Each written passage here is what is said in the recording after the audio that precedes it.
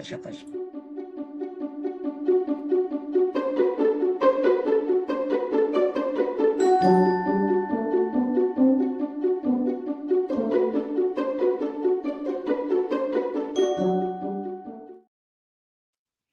Good Monday morning, everyone. Oh my goodness. The weather here in Texas is just, as you would expect, just crazy all around. My cat's going to pop into the screen. But you guys listening to Author Talk with me, Amy. Dina is our co-author, co-author host today. Valerie's with us, and our author guest is Daniel Grace. So you guys, let's dive into the weekend, shall we? So I'm not going to lie to you. So Daniel, I have a 5 and a 6-year-old. I have a kinder and a first grader. And I just was not feeling it on Friday, fully functioning at 6:30 in the morning. And so we had a girls' day. I let the girls stay home from school. We went and got our feet done and went shopping and just had a fun time because Saturday was full chaos. We had 2 birthday parties in between the rain. 2 hours apart, trying to just survive because now we're in like birthday season, I feel like, for everybody, and trying to plan my 6-year-old birthday, who wanted a 6-7 birthday because she's 6 going to be 7.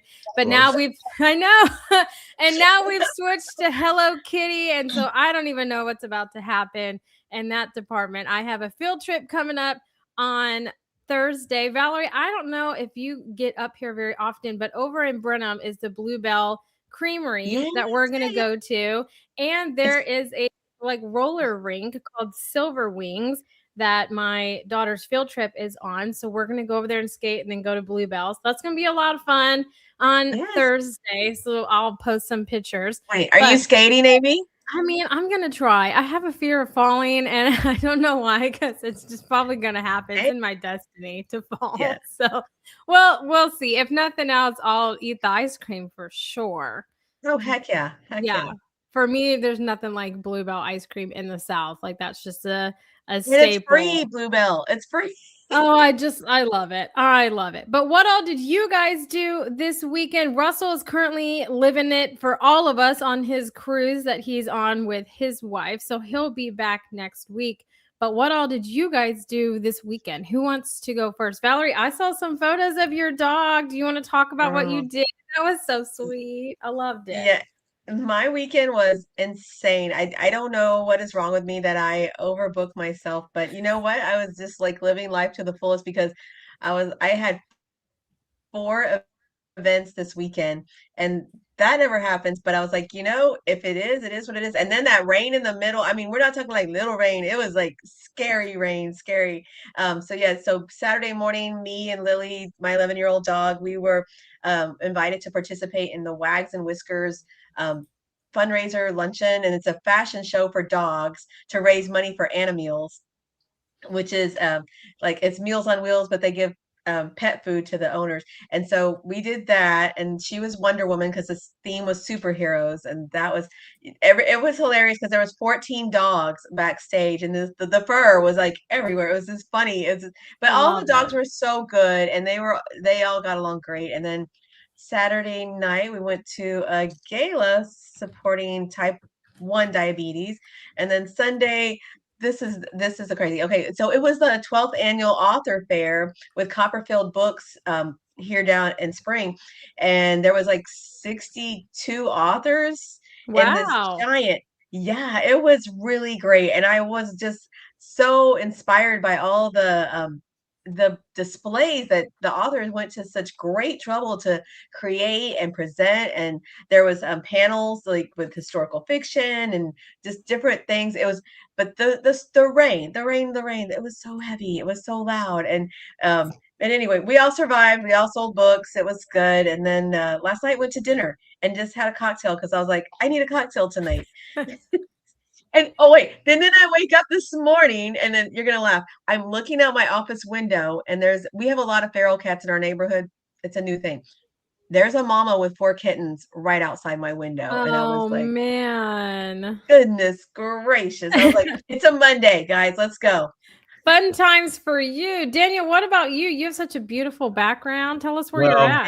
Yes, exactly. yes. But before I get into my weekend, I have to tell you, Amy, I think fondly back to those days of little people and having three daughters, hence the bald hair, who have all flown the nest. I look back at those days longingly of like, birthday parties and soccer tournaments and So crazy much. costumes. And so that Mhm. speaks to my heart.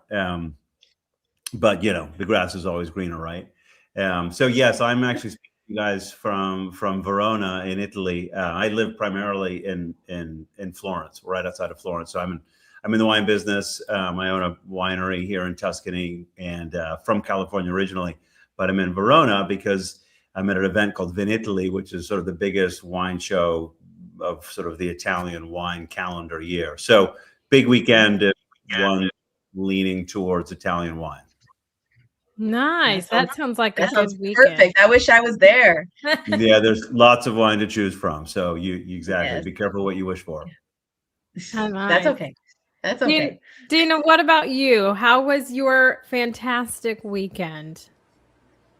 I did a little Tai Chi, did a little work, did a lot of eating. Yay. Nice. I'm trying to get everything ready.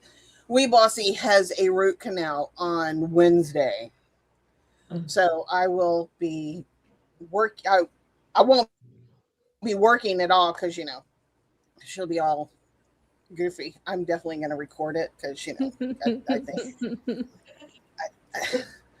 I think I need a laugh. So, yeah. So I just work, what I do every weekend. I work. But I did finish an author's book. Yay. A children's book. Yay. So I'm done with that one. Yep, I'm gonna be looking it over today. It's on my calendar. But you guys, I have to fill in for Russell because Russell's not here, which means that he doesn't get to give me the look on what I say or how I say it.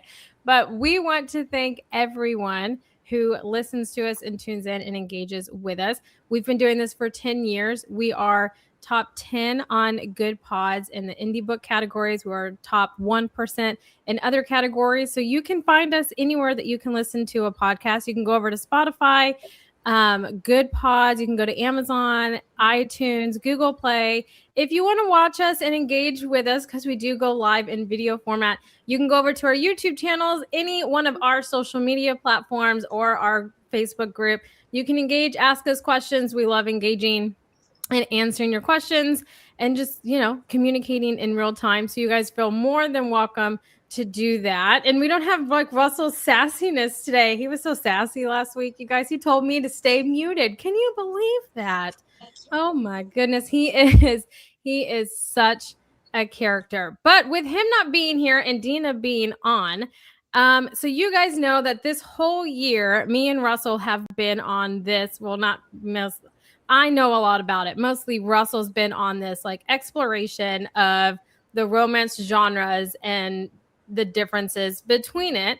And so Dina's on it, but I have picked up a new book, you guys, and I'm not 100% sure how I feel about it. So I need feedback in it and just how you guys got into, if you have read it, or like just in the types of genres. So me and my husband were having a conversation last night. He was trying to talk to me about, authorship and writing and genres, which I just thought it was kind of funny because he was trying to tell me I was wrong in a lot of things. And we've all done this for so long, right? And He so told you were wrong, Amy? I know, I can't believe it. It's a But brave man. Yes, yes. he quickly regretted that for sure. But okay, so my story on how I rabbit hole darker into a genre, and I want to know if this has happened to any of you guys. I started reading, and Dina, your book's going to come up, but it's later. But the reason is I started reading LJ Sheen's Freedom Fracture book, and then I went through Corrupted Chaos. I went through her whole series that she has written, and it like introduced me to romance in more of like an action setting, with some mild like triggers, I guess, to it. But then, because we were talking about books that we just can't forget, right? And I talked about reading as an addiction, as you're always trying to get, when you introduce a new book or a new genre, you have like that, oh my gosh, this is the best book. I need more of it. So you kind of go further down into the genre hole, right? Of I want to have that fix again. And so Dina's book introduced me to just a lot of stuff. And so for me, I guess I kept going further down the dark romance hole to like fill that void of like that first time read that you get. And so I want to know, and it doesn't have to be romance related. That's just my current like venture that I'm on. What book was that for you guys? Like before we dive into you, Daniel, and your books and your writing, I want to kind of know what kicked it off. But what was that like one fantastic book that you read that you just can never, nothing compares to that book? Do you guys have one? I know we all have to think. I like I have so many. I have exactly. It's just stuck for years, decades. I have books that have stuck in my head for decades. Yeah. Daniel, what were you going to say? Well, for me, even as a teenager, the author that sort of redefined what a genre can be, which is nothing to do with my book, was as an author was Michael Crichton, and just that way on coming from a mind that was sort of intimidated by science, the fact that you could make science so exhilarating, and not only that, and I think it kind of plays a role in historical fiction, that you can take it down this sort of fabulously fictitious route. I thought just opened the doors of possibility for me. Yeah. See, I could get behind that. Yeah. Yeah. Who was it? Robin Cook that originally came up with like the medical thrillers, right, back in the 70s and the 80s. See, look, I'm so dating myself, right? So, but what about you, Valerie? I was just thinking like, my brother and I, we were like furious readers because we took a lot of road trips as kids. So my mom would take us to Walden Books and we'd get like loaded up. But so my brother and I would like swap each other. But I think that's when it really kicked off my love for horror.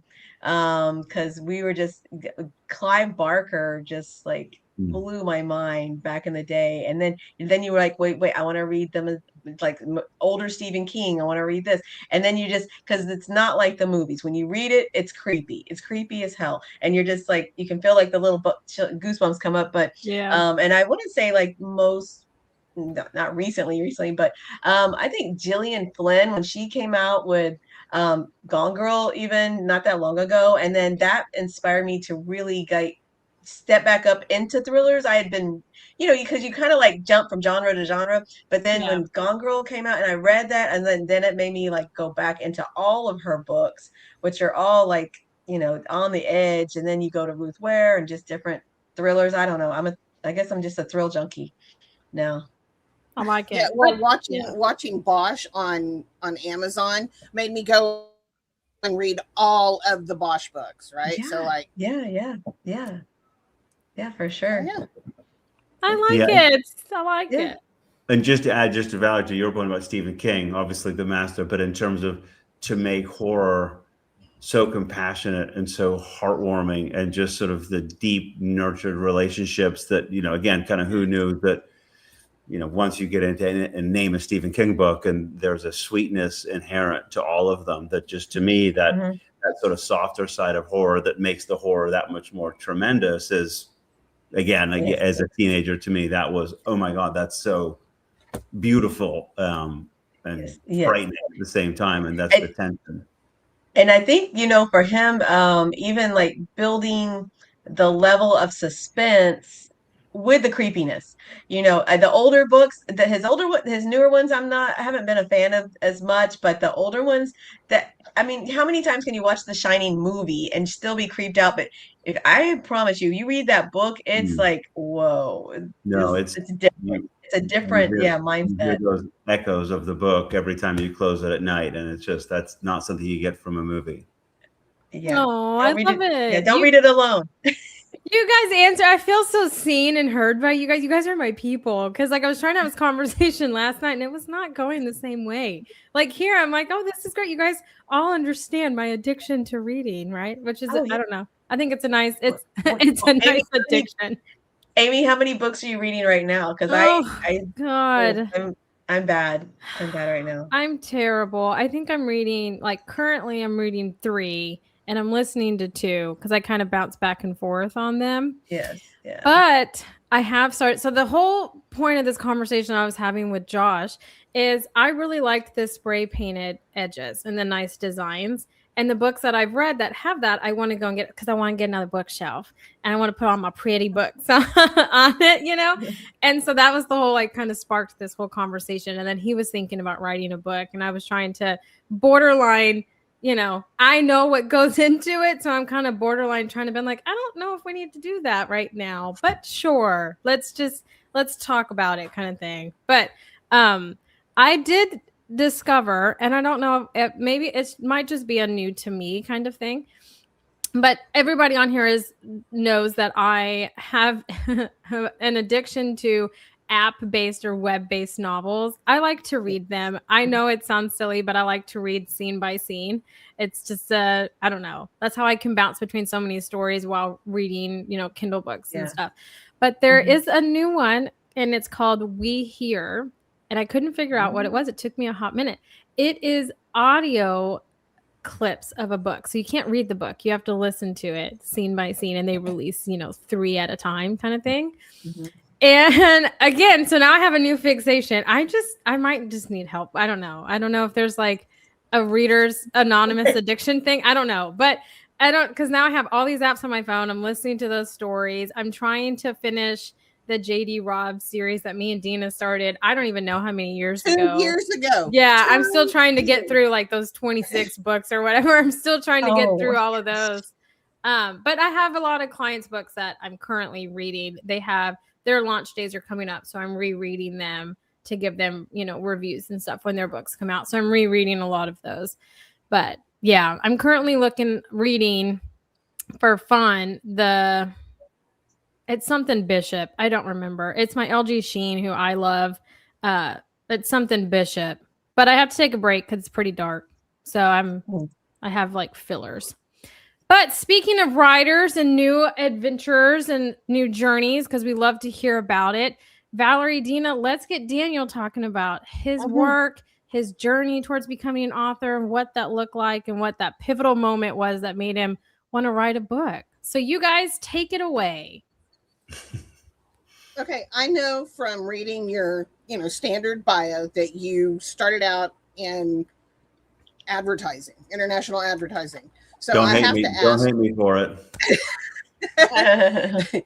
You went from advertising to winemaking to fiction. What part of that journey actually makes you a better storyteller?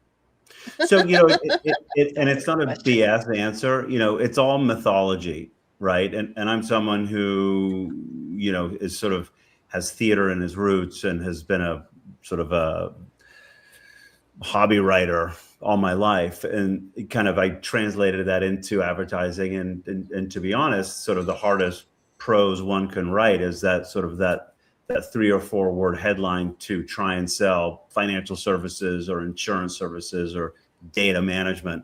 You know, it's easy to sell beer, right, and tennis shoes. So if anything, even though it's sort of surprising, even things like pharmaceutical advertising, which I was pretty knee deep in for a while, you know, that you cut your teeth on trying to create, you know, rheumatoid arthritis drugs sort of sound sexy or interesting or emotional, which you have to do. I think it taught me more than I thought. And then when I had the opportunity to transition into the wine space, you know, wine is at its core. It's all mythology, right? It's about sort of capturing this moment of time, and every bottle is an echo of a time gone by, and the people and the blood, the sweat, the tears, the hope, the harmony that goes into it.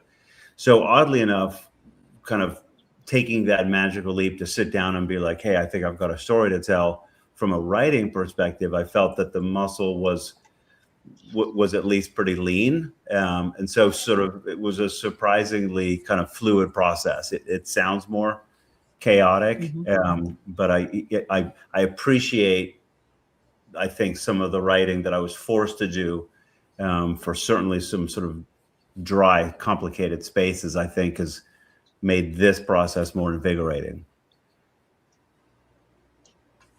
Well, how do you decide where history ends and where interpretation begins? So love the question. So, I have the opportunity to kind of own and toil a vineyard that has a 2,000-year-old Etruscan road that splits the property. It's a vineyard that was first planted by Franciscan monks, and so I have this playground where history plays such a pivotal role. And with that, crafting the story about wine and otherwise, you sort of have the opportunity to kind of romanticize the history, right? That's kind of the business I'm in, right? Is sort of the charm. I tell people I'm in the transportation business, right? Because a bottle of wine takes you to a magical place and a magical moment. And so history, I learned, especially when it came to wine, was something it's an ally, and it's sort of not two-dimensional. And to me, there was an opportunity there that you can get playful with history, you can get serious, you can get bloody with history. It's not this sort of strict two-dimensional narrative that I think I grew up believing. And there are certainly books, and I think we all have in our history, these sort of eye-opening books that sort of play with history and beyond even historical fiction, just sort of shake it up and put it in the Cuisinart. And I love the fact that, again, history it's not linear, especially when you get into fiction. This fact that, it's not, no pun intended, history is not gospel. And so, I'm not talking about predicting the future. So who cares what I have to say about history? But if it's interesting and it can tell a different side of a historical story, why not? Okay, just does living on the winery, does it give you more of a, I don't know, connection with how long or how broad history is?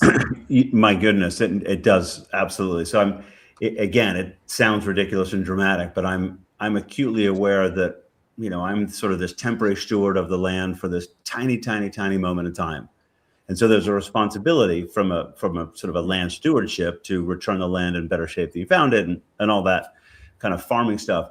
But that sense of just being this blip, and you're sort of, again, you're you're looking out on a landscape that literally to the tree hasn't changed in 500, 1,000, 2,000 years.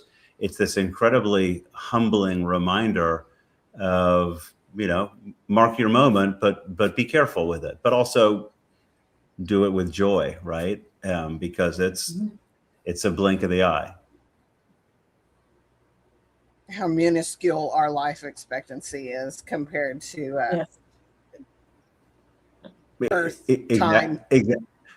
Exactly. I mean, and again, not to speak too much about the wine, but truly to me, it's the only living organic time vessel. And so I believe in time travel, right? It's in every bottle of wine, and it's unique to wine, and maybe some like an aged spirit. But to me, you're telling a story, not just of the climate and the earth, but of the people of a moment gone by, like a book. And so to me, as silly as it sounds, time travel is tangible and it's real, and it's, again, that's kind of eye-opening too. This fact that, you can kind of play with this non-linear storytelling. And I think that's so long answer to your original question. Absolutely. Not only sort of being on this landscape has inspired me, but I think it's taught me that there are no rules when it comes to, the passage of time and the yesterdays and the tomorrows. That's really interesting. Mm-hmm. Mm-hmm. Heady stuff. I know it's morning your time, so we probably haven't had enough coffee yet. So we'll have to talk about this over a glass of wine when you get into evening hours. Well, what do you want readers arguing about after they finish your book? So, like if Amy and I read not a lot of the same stuff because she's crazy, but if Amy and I were to read your book, what would you want us to argue about? I would want you to argue a few different things. I think the fundamental argument I would love to suggest is, again, it's sort of based on the concept of history is written by the victors, right? And if you take a biblical tale, it's very specific, and there's a narrative that's convenient. And so to me, there's an opportunity to sort of retell a tale of characters that we thought we knew. And so the argument, and we can get into the book in a minute if you guys like, but the argument it's sort of challenging the Mandela effect around what we think we know about these iconic moments in history and sort of these iconic characters that enabled these moments. And the argument should be it's okay to question motivations, intent, and even history, without rewriting it and without telling anyone else how it might impact their beliefs or faiths or philosophy, but just argue about the fact that you can have a debate about historical context. Sure. Yeah, I get that. And what color to paint the new bookshelf. So that's a different argument. Yes. It'll be white. Okay, when you're working with historical and philosophical material, do you start with the narrative first, or do you want your ideas to explore and build the story around them? So just quickly, let me give you the sort of 30-second perspective of what the book's about, so it kind of makes sense. So this book, I guess we should have done that, right? Right. The book title. Right. People are like, what the hell are these guys talking about? So the book, In the Wake of Golgotha. Golgotha is it is probably the most infamous plot of Mound Earth. It's a 1,600-foot hill outside ancient Jerusalem's walls, where at the base of it lies the Garden of Gethsemane, and up the Via Dolorosa, up towards the Calvary Hill to the Plateau of Skulls. Golgotha is where Christ was crucified. And so this small hill is potentially the most pivotal and fought and conflict over plot on earth. And so this tale is not a story of necessarily Christ's crucifixion. It's a story of who enabled it. And it's a question of who still remains in the shadow of that cross. And so what I wanted to do was examine these two historical characters of Pontius Pilate and Judas Iscariot, and sort of question their eternal damnation, right? If you think about history and you think about not only biblical characters, but mythological characters and literary characters, you'd be hard pressed to come up with two other characters that have been so extremely, for lack of a better word, lynched by history and by culture and by religion. And I just became curious and fascinated, bless you, as to why, and why these two characters became these sort of abstract adjectives and these sort of violent, villainous verbs, and whose narrative has just become, to me, this kind of a convenient narrative that's pretty two-dimensional. And so I wanted to sort of retell their tale in a contemporary setting in modern day New York through a series of incarnations, just to sort of question their own curse, their own choice, and their own damnation. So that's sort of the setup. And so to answer your question, the first step was that, okay, if this is, you talk about crucifixion, it's even though at the time it was a very sort of commonplace method of capital execution, it's a term today that's pretty taboo, right? It for most people, it sort of stings the soul, and it rarely escapes the mind, yet alone the mouth. And yet for billions and billions of souls who have worn crucifixes dangling near to their heart, I think oftentimes sort of the act, the sacrifice, and those responsible, we sort of gloss over their context. And so the first step was to kind of dig into that research in a way that says, look, I'm not looking to challenge kind of biblical narrative on what happened atop Golgotha. And so what was fascinating, getting back to that Mandela effect, was how little we actually know about Judas Iscariot and Pontius Pilate, and what drove, for instance, in Judas's case, his rage and his strength, and for Pilate, what drove his weakness and ambition. And so there's an opportunity historically it was a little bit of a blank canvas. And so there was an opportunity to deconstruct, I think, what I thought, and I might suggest what we all think we know about this pivotal chapter when it comes to these two characters. And so first step was actually a exhilarating relief, because there was an opportunity to kind of sort of play with their context and what drove them to the hill and what happened to them in the aftermath. And as someone who is not religious, religion doesn't play a large part in their day-to-day life, would they find this book an interesting read? Is it really religion based at all, other than the characters? That's a good question. And so, the intent was absolutely, this was not going to be a biblical retelling. This is not a religious book. This is not sort of Christian fiction by any means. To me, this is a story of the guilt, the pain, the sorrow, the hope, the hopelessness, and the fear that we all take up our own hills. And whether it's in this lifetime, the next, or the past. And these two characters, I think there's an opportunity for them to be these sort of vessels to tell this story. But the intent in kind of crafting this tale in modern day New York, at this intersection of violence and murder and capital addiction and capital punishment and opioid addiction, is this sort of this gritty telling of the complexities of the world that we live in today, right? And so not only does every mythology and every religion ultimately starts with a painful journey uphill that's met with a very violent moment, right? This is a universal phenomenon with every tale of Greek and Roman mythology and most religions. And again, it's about crime, sentence, and judgment. And it's how we pass through these hurdles of crime, sentence, and judgment, and how we impose these sentences upon ourselves and each other. That really this is what this tale is about. Do you believe history gets guilt and justice right?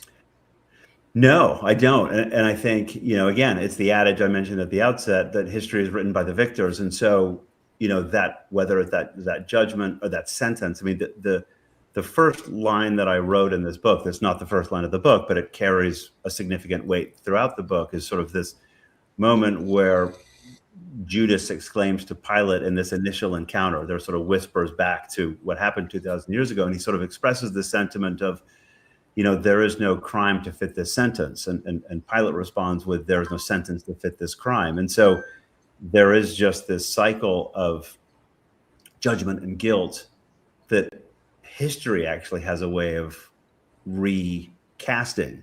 And if you look at how religion in many ways is captured through art, and you can look at the Renaissance, it's incredibly narrow. That there's a very specific narrative when it comes to artistic expressions of, again, such pivotal moments. And I found that fascinating too, because again, there's a lot that we question historically speaking, and we do it now as sort of 21st century Americans. We do it in Europe, but when it comes to religion, there's and this is coming from a place, I'm a practicing Catholic, but I think there's an unhealthy lack of kind of questioning that same history. And so to me, I found it faith affirming to question why, for instance, these two characters were so damned. And yet, this event was written to fulfill the scriptures. It doesn't make any sense that these two characters should be cursed to the extent that they are. So to me, biblical history is fair game. That doesn't mean I'm want to tear it down by any means. If to me, it humanize it by looking at, you talk about sacrifice and you talk about pain. You look at what these sort of periphery characters went through to enable the rise. A lot of people fell to enable that rise, and I find that just interesting. Mm-hmm. Mm-hmm. I feel like we got so serious all of a sudden. So So, well, I mean, it's not like your book is not a serious subject matter. So I guess I want to know when you set out, when you started writing, you said that was the first line you wrote, which I saw that on the book description. I thought, oh my God, that's a great line. But did you know what you wanted the story to be? I mean, are you a Potzer? a plotzer or I'm gonna figure out how to say Are this you word. a Or a pantser. Yeah, there you go. I had it. I got it. So Yeah. Yeah. That's it. or I No, mix it up. I'm the worst. I'm the world's worst planner, and I find that when I have, and I think this is anything in my life, if I have a too strong of a sense of where I need to be, I'll never get there. And so, to me, I knew I wanted to start with a question, and again, not to sound silly, but I didn't start with the answer, and in many ways, I didn't know where it was going. And as I dug deeper into this history and continued to find nothing, it opened up my passage to retell the story, in sort of present day. So no, this was pretty blind driving, because I kind of wanted to explore these characters, their own sort of timeless tumble through history, kind of in real time, which I think for many writers would drive them bananas. Like, what do you mean you have no idea where they're going? But I actually found some joy in that, because I'm putting myself in not these dead man's shoes, but these sort of incarnated damned characters, and I wanted to experience sort of their dawning realization, the guilt of their actions, and kind of stumble in the dark. Mm-hmm. What do you feel was your challenge developing these characters in the present day?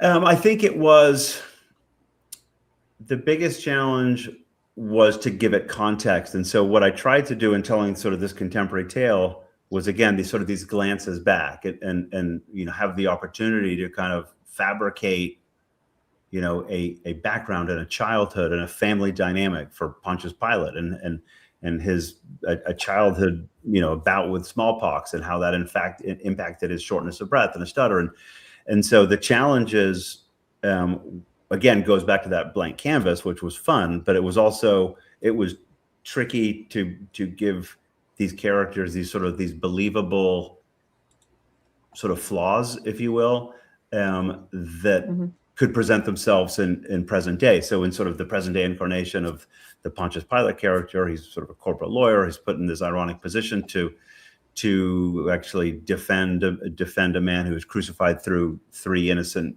people in modern day New York. So just the irony of the juxtaposition as opposed to persecuting a man to sentence on a cross, he was defending a man who was heading to death row. And then as well with Judas, sort of these moments of doubt and guilt, because he is aware of his past and how he carries that lifetime after lifetime, and through his own strange inclinations of self-harm to kind of tease his own control in a way that's sort of believable in the modern world.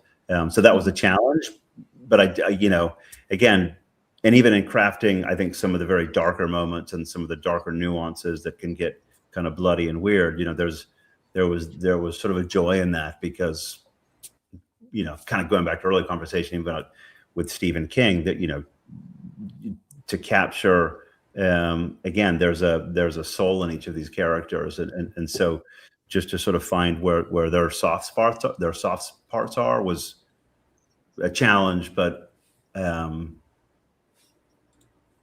it was fascinating. Mm-hmm.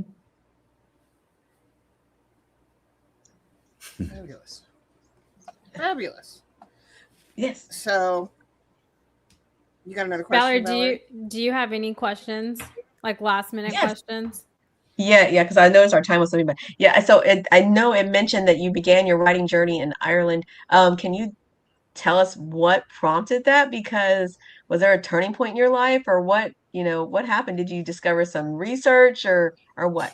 So I had the opportunity as a former actor to perform at the National Theatre in Dublin, and I became an obsessive student of Samuel Beckett. So very quickly I was performing in Waiting for Godot, and I became, again, equally obsessed with sort of the ego and id nature of Waiting for Godot. And to me, it was this aha moment. And then when I started looking at biblical tales and mythology, but also comic books, and I was not necessarily some who, kind of consumed a lot of comic books. But I was struck by, again, kind of this ego and id nature of comic book heroes and anti-heroes. And then as, looking back at the end of the last century, we're in this moment of kind of the death of legend, where, these heroes and anti-heroes from biblical times, from Greek and Roman mythology to Shakespeare to, modern, or I should say sort of classic American literature, but also superheroes, these characters, these heroes, these anti-heroes, they were our moral compass. And as we came into the digital age, they became irrelevant. And so actually the genesis of the book started with this examination of this death of legend. And it was actually a wake. And it was this cast of characters, both heroes and anti-heroes, attending this wake of heroism. And one of the characters was this Judas Iscariot character. And so to me, there's a very subtle subtext that, all of a sudden that same waiting for Godot, superhero, antihero, ego and id tale, all of a sudden I started reflecting on the biblical, again, kind of parallel passage downhill of both Judas and Pilate and the balance of strength and weakness. To me, all of a sudden it was an aha moment of, is this another tale of the ego and the id, right? And so that then informed me, of course, this is an allegory. And yet we've somehow taken everything so literally in this chapter that, and again, cast our collective cultural spell on these two characters, when to me, this is clearly a tale of, this is Godot. This is the same sides of the same soul, just as there are two sides to every story. So to me, again, it was like this beautiful, oh my God, like I get it.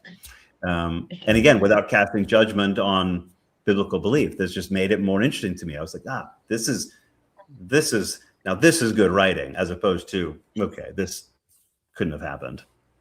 Does your story give your characters a chance to maybe redeem themselves? Or I don't want to spoiler alert, but are they going to still keep being just that's the whole point of the book, having a bad conscience, Yeah, the whole point of the book is there's these various characters that enables this intersection, right? In contemporary New York City, at this sort of this dark leaning, fairly violent intersection where these two characters can come together and have this reckoning. So kind of the whole point of this book is they're tumbled down the hill and they're sort of turned to face each other and have this moment of truth. And that's ultimately the sort of the culmination of the story, and what do they do with that? And kind of, it's also a tale of self-determination and kind of recognizing potentially, were they fated? Did they have a choice?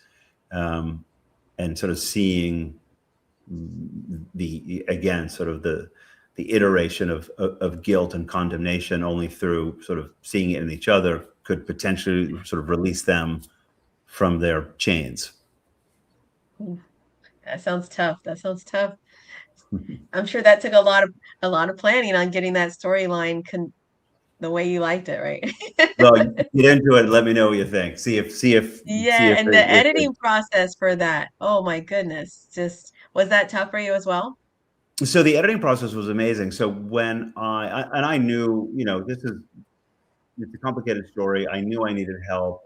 And when I found the right publisher, which is Kohler Books, and Becky Hilliker was the editor, she was amazing. And they gave me the best life advice I'd ever gotten that happened to be great sort of authorship advice.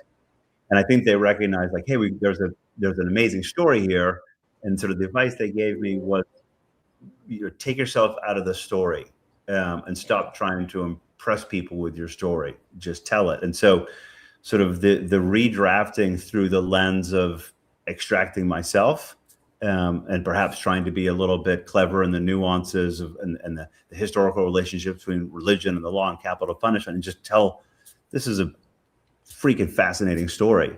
It was great advice, and it was liberating, that sense of it, apart from the initial taking the sword out of my chest when they were like, well, who are you trying to impress? And it was a great question because I think I was. And so that process of the editing was amazing. And so then when it came into editing the drafts, it was just like, yep, and great. Hey, let's explore this. And you hear these nightmare stories especially with sort of first time authors, that, oh my God, like, you know, the 12-round heavyweight boxing fight that is the editing process. I was just like, this is incredible. It was like everything I could have ever imagined. So that part was amazing. So I generally finished the biggest smile on my face. Yeah, it sounds like a rebirth almost. Yeah. No, literally a rebirth. And I'll forever be grateful for that. I mean, regardless of where the book ended, where it goes, there's, to me, no question. It was so infinitely better because of that guidance and the advice and the crutches that they gave me to get through it. Yeah, finding the true story that you intended for the readers. Right, and I was getting in the way of it. Yes, exactly. Well, Daniel, where can people find you, and where can they find and learn more about your book?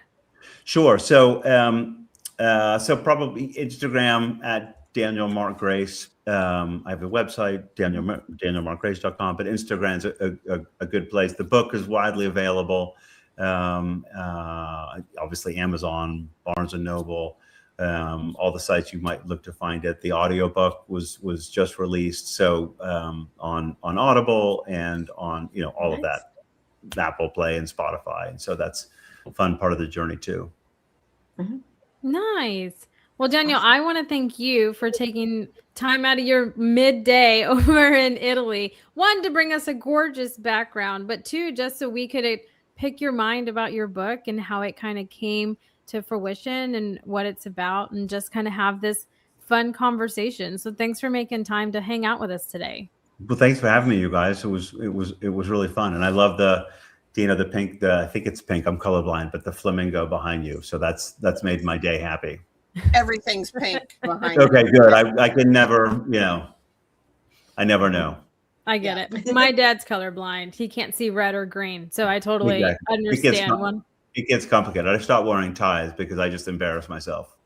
I totally get it. I understand 100%. Well, everybody, we hope that you all have a fantastic Monday, a great rest of your week. And until next Monday, bye for now, everybody.